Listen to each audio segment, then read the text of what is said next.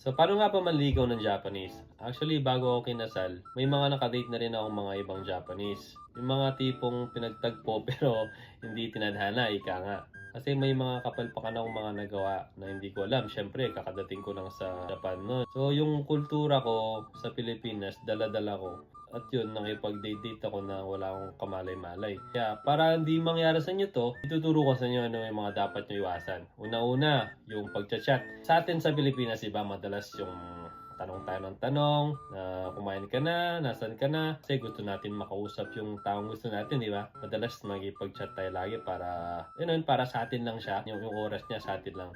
Pero sa Japan kasi, pag ganun, baligtad eh. Dito sa Japan, ang tawag doon, kimajin ka or taong walang magawa. Ibig sabihin, hindi ka busy. Pag ganun kasi, dito sa Japan, turn off yun eh. Kailangan dito magmukha kang busy.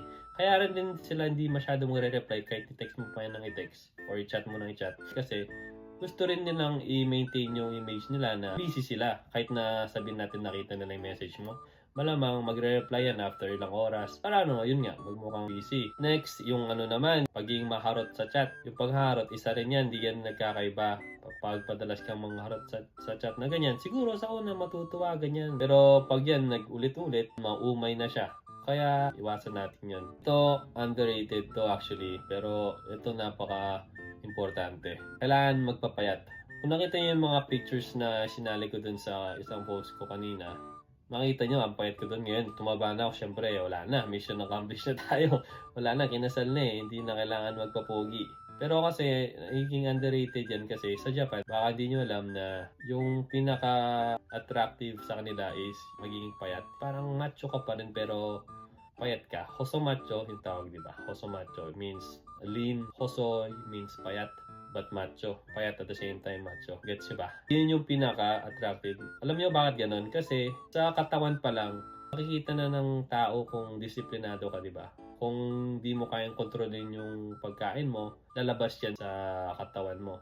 Kaya kung di mo kayang kontrolin yung katawan mo, medyo red flag. Ang pinaka-importante is, tulad ng ginawa ko, pinakita ko sa inyo sa video ko nakaraan, kailangan, imbitahan mo lang sila mabilisan. Ayaw kasi nila yung mga paligoy-ligoy. Yung di nila alam kung may motibo ka ba or ano, magiging seryoso yan pagka nakasama mo. Doon ka magharot pag pagkatabi mo na siya, hindi yung sa chat. Kaya, ang tip ko, kailangan, imbitahan mo siya. Hindi kailangan maging bongga tulad ng ginawa ko, di ba? Movie lang, pero pumayag naman. Pag nag-uusap na kayo, may chance ka na eh, may opportunity ka na eh. Kaya ang gawin mo, invite mo na lang. Ito pa pala pinaka-importante. Ito applicable naman siya kahit saan, hindi lang sa Japan eh. Wag kang maging desperado. Yung pinapakita mo na nandyan ka lang palagi kahit di naman kailangan. Bilang manliligaw, kailangan natin ipakita rin na may value rin tayo. Na hindi tayo cheap, na meron tayong ibang pinagkakabalan din, na hindi lang siya yung nasa utak natin. Pag ganun, syempre, mapapaisip din natin siya, nagkakaroon ng curiosity. Pag nagkaroon ng curiosity yan, may tendency na pumayag siya sa mga invitations mo. Yun lang, kung may mga tanong pa kayo, sagutin ko lahat yan.